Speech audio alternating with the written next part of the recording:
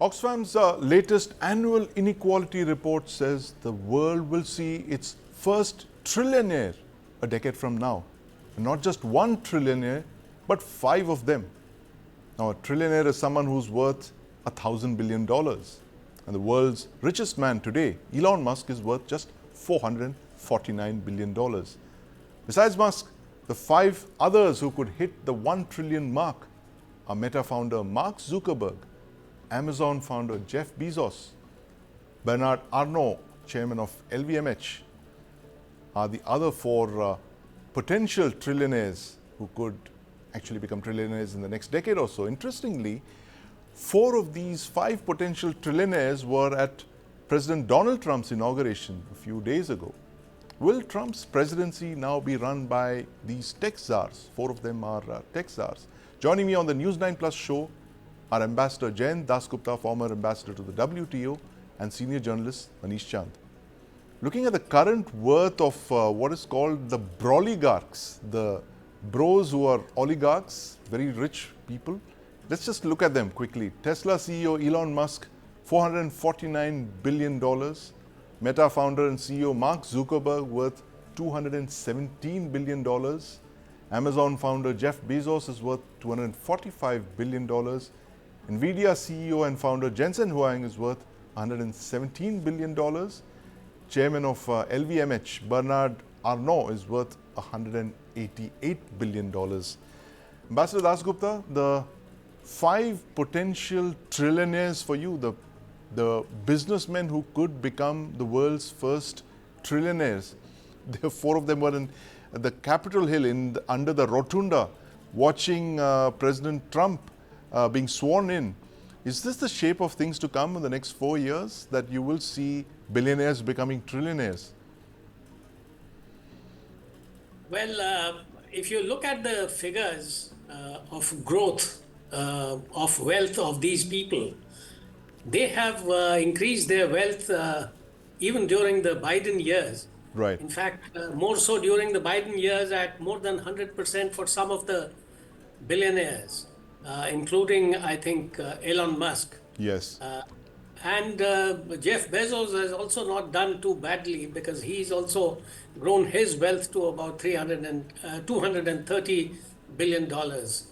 So I don't think really that whether it is a Democratic president or a Republican president, it will matter all that very much. Right. The issue here is has many facets, but just one of those is that if you look at the billionaires, potential trillionaires list, Yes. then you'll see that most of them, of course, are big tech people like Yes.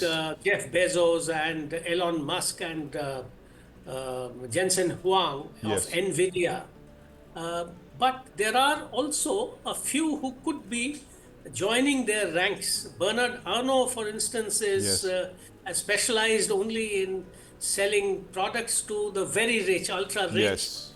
and very highly priced products.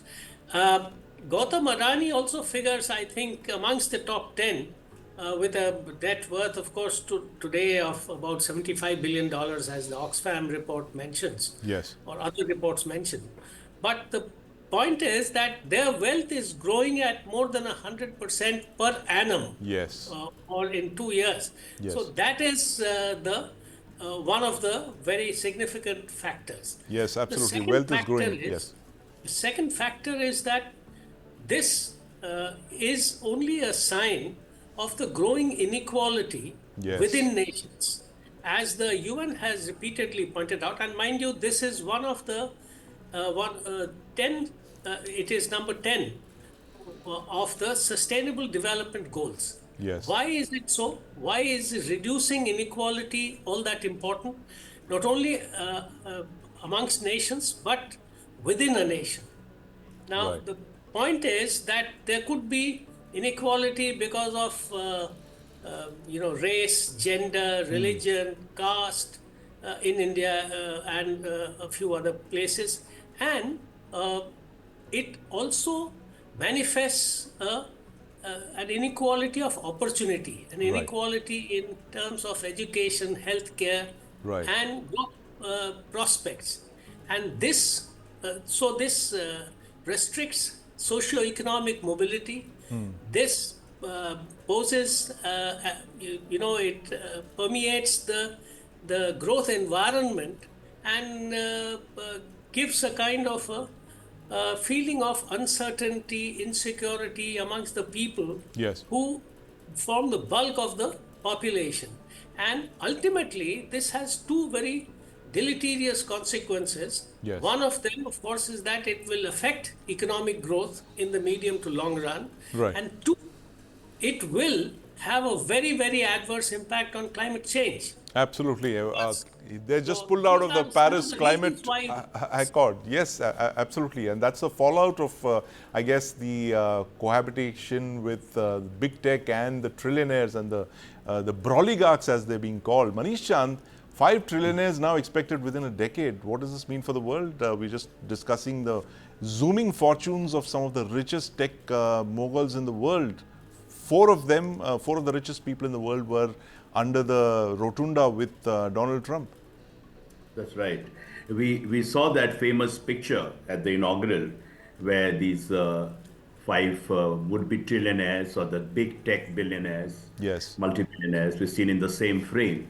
I mean, what this is all boils down to, this is the new age of, I mean, Trump's America or even otherwise, Yes.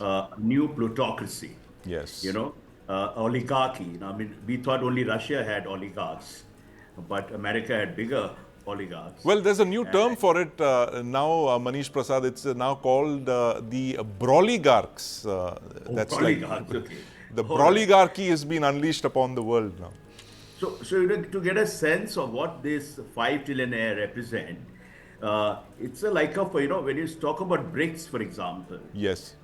you have Brazil, which is like $1 trillion plus. Yes. South Africa is $500 billion. I mean, these 5 guys would mean a combined GDP of many sub-Saharan African countries put together. Yes. This kind of disproportionate concentration of wealth Yes. in the hands of a few, it does not bode well for the world and for America as well. What intrigues me is that Trump has come to power on the plank of making delivering better lives to average Americans who have been sidelined by the earlier system, Yes. and all that. And if this is what it amounts to, that we are going to see more billionaires and trillionaires, Yes. then there is a strong streak of, double standards here. There's a strong, I mean, it doesn't ring quite true. I mean, Yes. come to think of it, these billionaires are products of the system. Yes. I mean, it's not that they are like, self-made geniuses. It's the entire American system has, in a way, connived to put them there. And also, these people are controlling the information empire. Yes. Absolutely. So The they are, big in tech effect, czars. manipulating the Yes. entire world, Right. in a manner of speaking, with this kind of power. Yes. And we've seen that, and it's not only America now, even in India, you see a billionaire club is growing. Yes, not just in the US, but in India as well. But Yeah, this yeah. So there is a unprecedented stark, concentration of power and technology, and of course, with technology comes power. Yes, Manish, closing comments from you. Yeah. So basically, what I personally strongly feel, and if you put it together with the statistics of the world's, more than 3 billion people living on less than or around $3 a day, what the Oxfam report has brought out. Yes.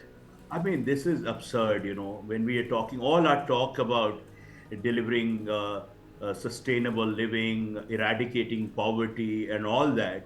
And also, one has to also question, what are they doing with this kind of wealth? Yes. If you look at people like Elon Musk, and he was going around at that inaugural, like a big bravado, and when the Trump said that we'll plant the flag on Mars. Yes. Now, listen, you go to Mars, but what about a planet Earth, which needs more care, more nurturing, Yes. and more compassion, more justice? Absolutely. Yes. Going to Mars is Thank you. okay. Thank you, Manish. Thank you very much. Let's not forget that Donald Trump promised a golden age, and that golden age possibly is lined with a lot of golden bricks, as we should call these trillionaires, possibly these potential trillionaires. Thank you very much for joining us, Manish, and of course, Ambassador Dasgupta.